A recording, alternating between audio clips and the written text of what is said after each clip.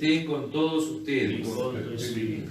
Lectura del Santo Evangelio de nuestro Señor Jesucristo, según San Mateo. Gloria a ti, Señor. Jesús dijo a sus discípulos: ustedes han oído que se dijo, ojo por ojo y diente por diente. Pero yo les digo que no hagan frente al que les hace mal. Al contrario, si alguien te da una bofetada en la mejilla derecha, preséntale también la otra. Al que quiere hacerte un juicio para quitarte la túnica, déjale también el manto. Y si te exige que lo acompañes 1 kilómetro, camina 2 con él. Da al que te pide, no le vuelvas la espalda al que quiere pedirte algo prestado. Hermanos y hermanas, esta es palabra del Señor. Gloria y honor a ti, Señor Jesús. En el nombre de Jesucristo se doble toda rodilla, los que están arriba en el cielo, en la tierra y debajo de la tierra, y toda lengua confiese que es el Señor, para gloria del Padre, y toda lengua confiese que es el Señor, para gloria del Padre. Queridos hermanos, queridas hermanas también, porque están participando de esta Eucaristía a través de las redes, hoy día el Evangelio continúa siendo el Sermón de la Montaña, es decir, capítulo 5 de San Mateo, que comenzó la semana pasada con la proclamación de las bienaventuranzas. Cuando Jesús sube a la montaña, me acuerdo porque lo explicó muy bien el padre Oney, ¿no es cierto? Mateo sube a la montaña, Lucas lo hace al pie de la montaña, en lo plano. Recordar no solo la nota, subir a la montaña en la Biblia es un poco recordar lo que hizo Moisés cuando va al monte, ¿no es cierto?, a buscar las tablas de la ley, lo que Dios le ha dictado para su pueblo.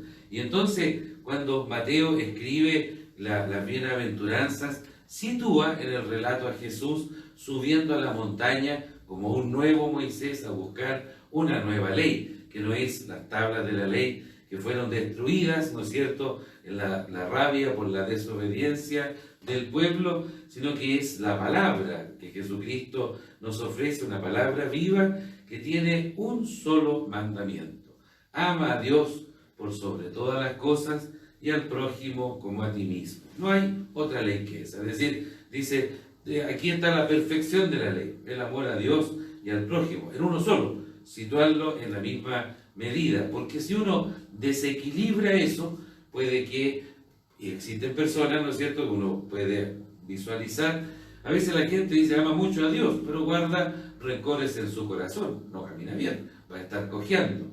Otros, ¿no es cierto?, más bien de carácter filantrópico, aman mucho al prójimo, pero no aman a Dios, entonces también van a cojear del otro pie.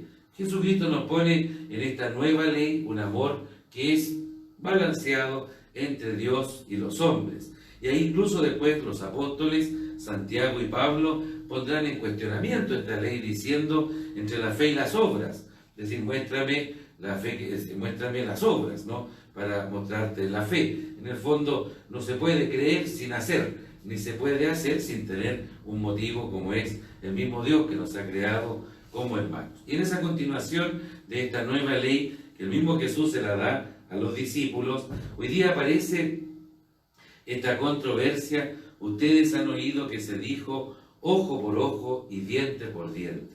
Y aquí, yo creo, y aquí es donde uno topa con lo más profundo del corazón de todo ser humano, como es la tentación del rencor o de odiar abiertamente, cuando a veces del lenguaje brotan palabras con mucho veneno, ¿no? Y las diferencias y el juicio sobre los demás, y a veces uno, por la afrenta que ha recibido o porque ha vivido de alguna manera la calumnia o ha vivido una acusación o una persecución o un daño como le ha tocado a tanta gente, uno dice yo no puedo perdonar.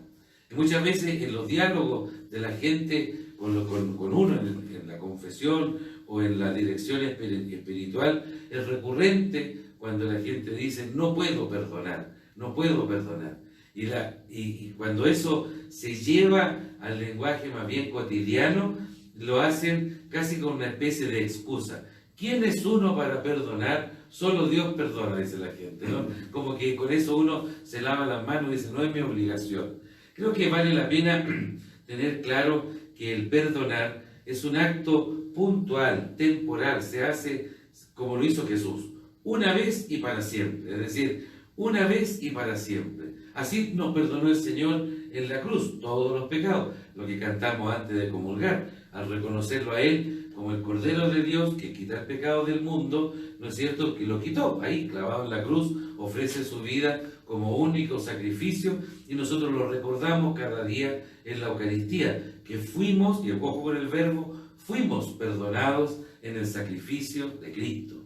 Entonces, el perdonar no es solo un acto de Dios, porque también el Señor nos ha dado la capacidad de hacerlo, y testigos son tanta gente que ha logrado sobrellevar más allá del dolor y la justa ira que puede provocar una injusticia, y es capaz de perdonar. Y muchas veces en el ambiente matrimonial, entre parejas, ¿no es cierto?, la necesidad de perdonarse es una necesidad que viene con la gracia del sacramento, es decir, poder superar aquellas cosas que tienden a separar, poder superar las injusticias que se van dando, las desigualdades, desequilibrios que se pueden dar entre el hombre y la mujer, y el amor de la gracia del matrimonio permite justamente hacer acto presente esta capacidad de perdonar. No es una excusa, no sirve decir solo Dios perdona, porque Dios nos ha hecho hijos suyos, nos ha dado la gracia en cada oración, en cada sacramento, partiendo por el bautismo, de tener la misma capacidad. Solo hay una sola diferencia, solo Dios perdona y olvida, nadie más. Nosotros perdonamos sin olvidar, sin olvidar. Solo Dios dice, tus pecados que son rojos como las granadas, los dejaré blancos como la nieve. Tu corazón rojo como la granada, lo dejaré blanco como la nieve. Las promesas de Dios que son capaces, ¿no es cierto?, de renovar al ser humano, porque solo Dios perdona. Y es un mal Dios, porque tiene mala memoria, tiene un defecto.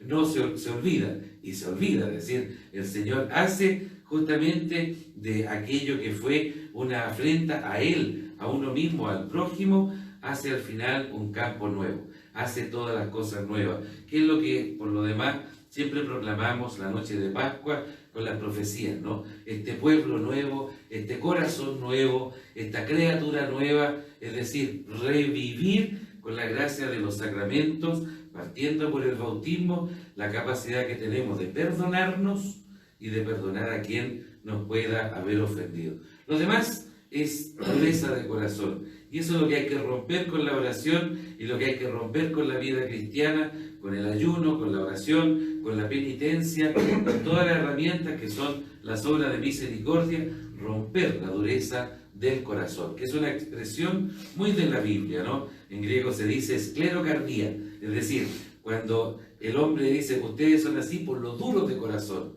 es decir, porque el corazón se va de alguna manera ensimismando y acostumbrando a la idea, ¿quién es uno para perdonar? Él es un hijo de Dios, y Él es capaz de perdonar, y Él es capaz de poner la otra mejilla, o si no, todo el discurso de las bienaventuranzas y el sermón de la montaña sería o para algunos nomás, o sería solo una utopía, una especie de fantasía, ¿no?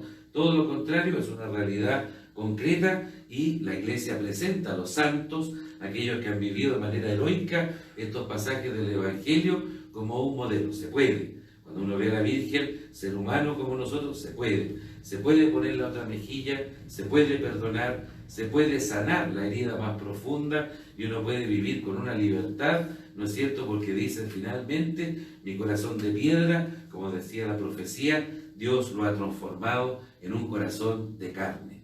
Y ahí entonces, en la medida en que uno imita a Dios, es decir, hace la obra de Dios, de poder decir, han oído que se dijo ojo por ojo, diente por diente, olvídense de eso. El Señor dice, ¿no es cierto?, si alguien te da una bofetada en la mejilla, preséntale también la otra, y al que quiera hacerte un juicio para quitarte la túnica, déjale también el manto. Y si te exige que lo acompañes 1 kilómetro, camina 2 con él. Es decir, la diferencia la marca la gracia del bautismo, nuestra condición de cristiano. O si no, no tenemos ninguna diferencia con el resto del mundo. Lo único que podría hacer la diferencia con el resto del mundo es que Dios ha puesto una gracia, es decir, algo que no es natural a nosotros, una gracia en particular para vivir su mandamiento. Por eso, cuando el Señor nos propone esto, es decir, oyeron que se dijo, el corazón no grita, ojo por ojo, diente por diente. Tú la haces, tú la pagas. El corazón no grita eso.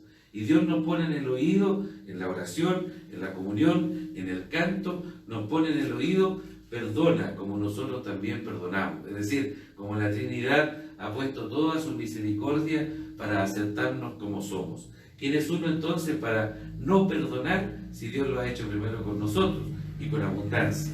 Por eso hoy día visualizar en la memoria, visualizar en el corazón las personas con quienes tenemos diferencias, con las que hemos tenido dificultades, a quienes nos cuesta hablar o llamar, con quienes me he distanciado, a quienes de alguna manera guardo esta especie de torsión que hace que no lo pueda reconocer como mi hermano, poder decir hoy día que esta Eucaristía, que la gracia que viene del altar pueda también, ¿no es cierto?, dar este golpe final a este corazón de piedra y lo pueda transformar en un corazón de carne. Hagamos oración por eso, que sepamos mirarnos verdaderamente como hermanos.